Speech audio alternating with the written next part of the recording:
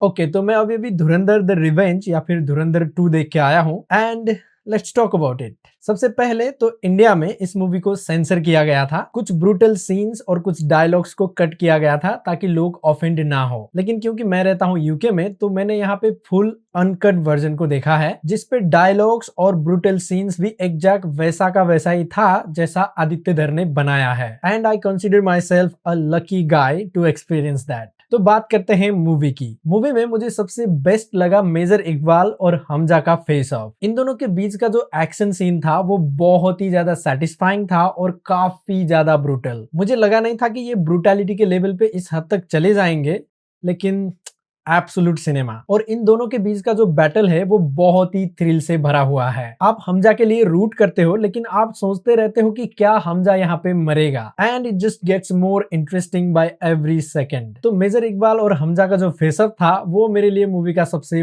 Powerful point था। अब जब एक्शन की बात हो ही रही है तो मूवी में ब्रूटैलिटी भर भर के है। मूवी में आपको बहुत ही ज्यादा ब्लड, बहुत ही ज्यादा स्मैशिंग, वो किसी का सर काट के फुटबॉल खेल रहे हैं, गोर और वायलेंस देखने को मिलता है। और जिसको ये सब देखना पसंद है इट्स गुड, लेकिन जिसको देखना पसंद नहीं है सोच समझ के जाना। वो बोलते हैं ना कि अगर आपका दिल कमजोर है तो इस मूवी को ना देखें। और मूवी के डायरेक्टर आदित्य धर ने जब भी एक्शन होता है तो वहां पे बहुत ही सेकी कैमरा मूवमेंट को यूज किया है ताकि एक्शन का वो रस और इंटेंसिटी आपको फील हो, लेकिन फिर भी आप समझ पाते हो कि स्क्रीन पे क्या चल रहा है और कौन किसको किस तरह से मार रहा है। तो पार्ट 1 में जितना एक्शन था इसमें उससे ज्यादा एक्शन है और उससे ज्यादा ब्रूटल एक्शन है। दूसरी चीज जो मूवी में मुझे बहुत सही लगा वो था जसकीरत सिंह रांगी का बैक स्टोरी। हमजा का कैरेक्टर यानी जसकीरत सिंह रांगी का जो बैक स्टोरी है इट वाज इंटेंस, काफी इमोशनल भी था और अनएक्सपेक्टेड भी। और क्योंकि फाइनली हमें इस बैक स्टोरी पे बताया जाता है कि हमजा कहां से आया है और उसकी लाइफ में ऑलरेडी क्या क्या हो चुका है, तो ये काफी इमोशनल फील होता है। लेकिन ये जितना इमोशनल और जितना अच्छा था उतना ही छोटा भी था। पर्सनली मुझे लगा था कि मूवी का जो फर्स्ट हाफ है वो बैक स्टोरी को सेटअप करने में ही जाने वाला है, लेकिन आदित्य धर ने यहाँ पे मुझे डिसअपॉइंट किया है because I wanted more back story then what's happening at the moment. फिर अगर बात करें परफॉर्मेंस की तो संजय दत्त, अर्जुन रामपाल और आर माधवन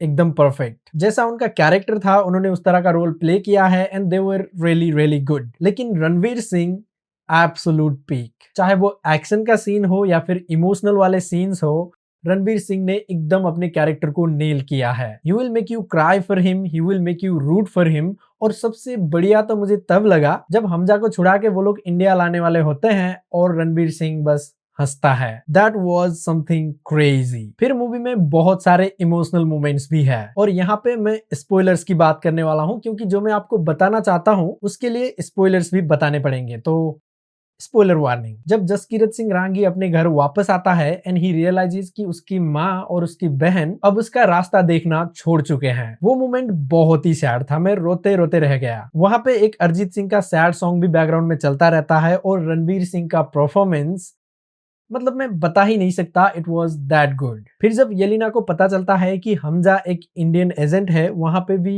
इमोशनल मोमेंट काफी अच्छा है। और जब आलम भाई मरते हैं और रणवीर सिंह का कैरेक्टर हमजा उसी जगह पे जाके अकेले चाय पीता है जहां पे वो आलम भाई के साथ चाय पीता था। Not gonna lie, I cried at that moment. अब ये थोड़ा अजीब लग सकता है लेकिन मेजर इकबाल और उसके बाप के बीच में जो रिलेशन था वो भी मुझे थोड़ा इंटरेस्टिंग तो लगा। तो धुरंधर पार्ट 1 में जो कहानी, जो कैरेक्टर्स को इन्होंने सेटअप किया था उन सब का पे ऑफ इस मूवी में देखने को मिलता है and I think that was exactly what I went for. लेकिन ये मूवी धुरंधर पार्ट 1 के कंपैरिजन में मुझे उतनी अच्छी नहीं लगी। So now let's talk about some minus points. अब ऐसा हो सकता है कि पार्ट 1 के टाइम पे हमें इस दुनिया और कैरेक्टर्स के बारे में कोई आइडिया नहीं था and it was all refreshing and new for us to experience. लेकिन पार्ट 2 में you already know the characters, you already know the world, so you are just there to witness what's gonna happen now. And maybe that was the reason कि ये movie मुझे थोड़ा सा underwhelming तो लगी और maybe I was just missing Rehman Dakait. अब धुरंधर 2 में भी काफी अच्छे अच्छे गाने हैं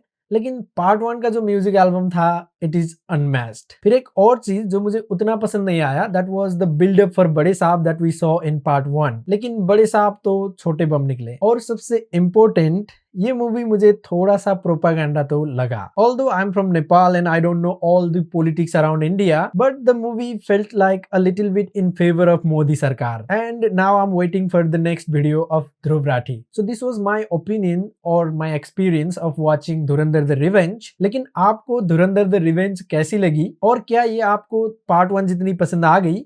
कमेंट करके मुझे जरूर बताना, और रिव्यू अच्छी लगी तो you know what to do. Dhurandhar part 1 इतनी बड़ी सक्सेस कैसे बन गई, उस वीडियो को आप यहां से देख सकते हो। And thank you for watching. I will see you in the next video.